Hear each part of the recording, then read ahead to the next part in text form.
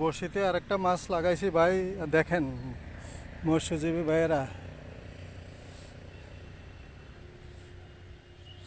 মৎস্যজীবী ভাইয়েরা দেখেন বড়শিতে মাছ লাগাইছি।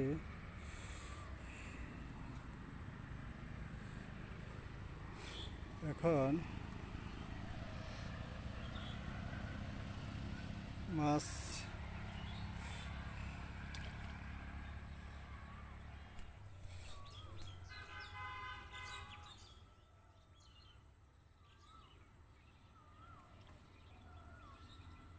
যান এখানে ইয়াডি উড়াইলাম। হ্যাঁ,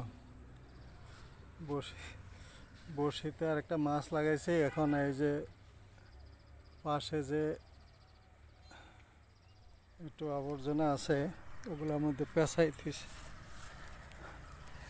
মাছ। আসলে মাছের একটা ধর্ম আছে যে এটা আগে আইসা বড়শির থেকে ছাড়ার জন্য এটা গাছের গোড়া টোড়ার সাথে পেঁচ দিবে।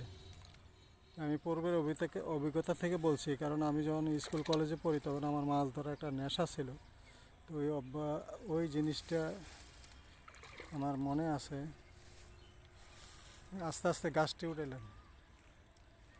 দাঁড়ান দাঁড়ান, এদিকে লই রাখেন রাখেন, গাছটি ছেড়ে দেন, গাছটি ছাড়েন, গাছটা ছাড়েন না। হ্যাঁ, এটাও কালীবাউস মাছই।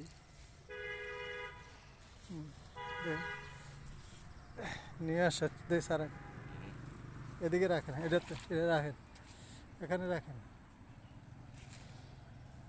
এটাও কালীবাউস মাছ। মাছটা এটা একটু তাজা আছে।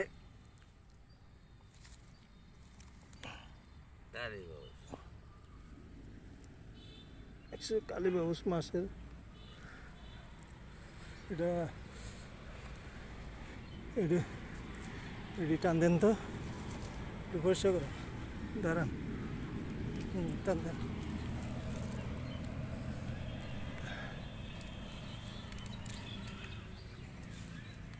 সরাইলেন।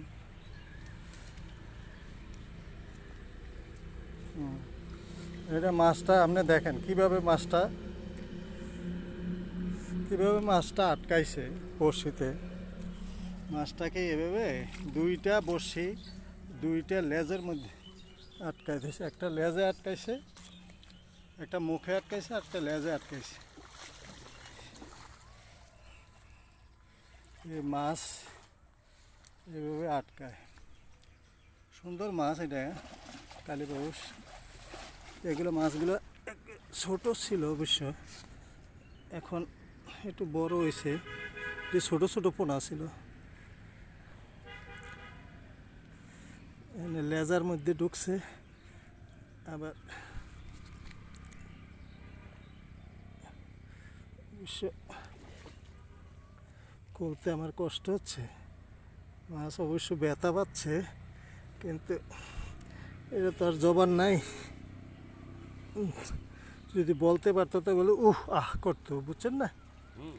হ্যাঁ, এখন এটা বোবা মানুষের মতো লেজটা আমাকে ফাইরা আনতে হয়েছে। বড়শিটা লেজের মধ্যে এরমভাবে লাগছে, এই যে লেজ ফাইরা গেছে।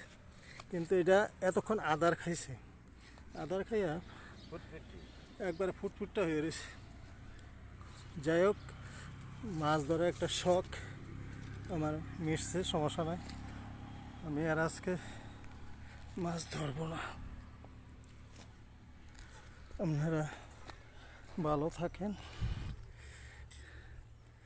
এই মাছ অবশ্য সুন্দর মাছ। হ্যাঁ,